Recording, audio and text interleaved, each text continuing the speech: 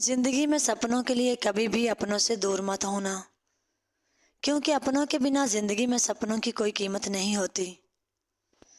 جب آپ زندگی میں کامیاب ہوتے ہیں تب آپ کے دوستوں کو پتہ چلتا ہے کہ آپ کون ہیں، اور جب آپ زندگی میں ناکام ہوتے ہیں تب آپ کو پتہ چلتا ہے کہ آپ کے دوست کون ہیں۔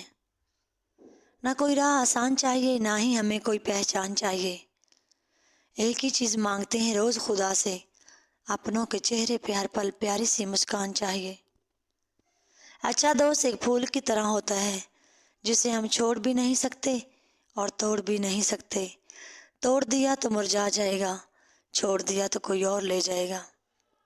کیوں ڈریں کہ زندگی میں کیا ہوگا، ہر وقت کیوں سوچیں کہ برا ہوگا۔ بڑھتے رہیں منزلوں کی طرف، ہمیں کچھ بھی نہ ملا تو کیا تجربہ تو نیا ہوگا۔ منزل انہی کو ملتی ہیں جن کے سپنوں میں جان ہوتی ہے۔ پنکھوں سے کچھ نہیں ہوتا، حوصلوں سے اڑان ہوتی ہے۔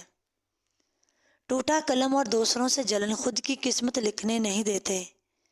کام کا الزام اور پیسوں کا لالچ ہمیں بڑا بننے نہیں دیتے۔ عمر اور زندگی میں بس فرق اتنا ہے، جو اپنوں کے بنا گزرے وہ عمر، اور جو دوستوں کے ساتھ گزرے وہ زندگی۔ لہروں کو خاموش دے کر یہ نہ سمجھنا کہ سمندر میں روانی نہیں، ہم جب بھی اٹھیں گے طوفان بن کر اٹھیں گے۔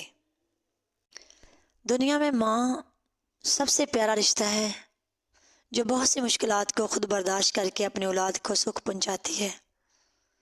ماں کی محبت کی کوئی حد مقرر نہیں، اولاد کی محنت اور محبت میں اپنا جگر بھی نکال کر دے دیتی ہے۔ جھوٹی لگتی ہے دنیا سوائے ماں کے، ایک ماں کی محبت کا جب تماشا دیکھا۔ میرے سارے دکھ اور تکلیفوں کو میری ماں لے لیتی ہے مجھ سے، اور سلا دیتی ہے مجھ کو سکون سے۔ صبح سے لے کر شام تک کام کرتی ہے اور پھر بھی نہیں تھکتی، صرف اپنی اولاد کی خاطر۔ جن کی ماں اس دنیا سے رخصت ہو جاتی ہے صرف وہی بتا سکتے ہیں کہ زندگی ماں کے بغیر کیسی ہے۔ منہ میں زبان تو ہر کوئی رکھتا ہے، لیکن جو اپنی زبان کو سنبھال کے رکھتے ہیں وہ لوگ کمال کرتے ہیں۔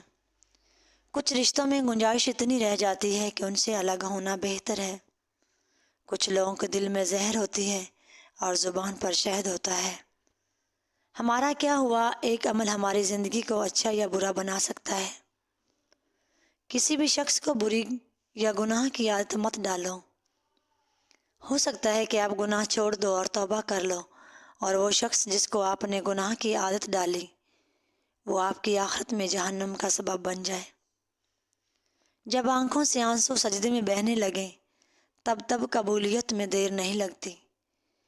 زندگی ایک ایسی کتاب ہے جس کے آخری صفحے پر لکھا ہوا ہے اِنَّ لِلَّهِ وَإِنَّا إِلَيْهِ رَاجِعُونَ۔ جو شخص ہدایت راہ پر چلے گا اس کے لیے دنیا میں کوئی ڈر نہیں اور نہ ہی آخرت میں۔ گناہوں سے انسان کی عقل بھی کمزور ہو جاتی ہے اور وہ آنکھوں سے اندھا ہو جاتا ہے، اسے کوئی چیز نظر نہیں آتی۔ وہ انسان لوگوں کے سامنے گناہ کرتا ہے، اس کو لگتا ہے کہ لوگ اس کو دیکھ نہیں رہے، لیکن وہ جب شخص نماز پڑھنا شروع کر دیتا ہے تو اس کا عقل بڑھنا شروع ہو جاتا ہے اور اسے آنکھوں سے نظر آنا شروع ہو جاتا ہے۔ نماز اس کو اس طرح گناہوں سے نکال لیتی ہے جیسے ہم گیس میں سے بال۔ زندگی تو اپنے ہی دم پر جی جاتی ہے، دوسروں کے کندھوں پر تو صرف جنازے ہی اٹھتے ہیں۔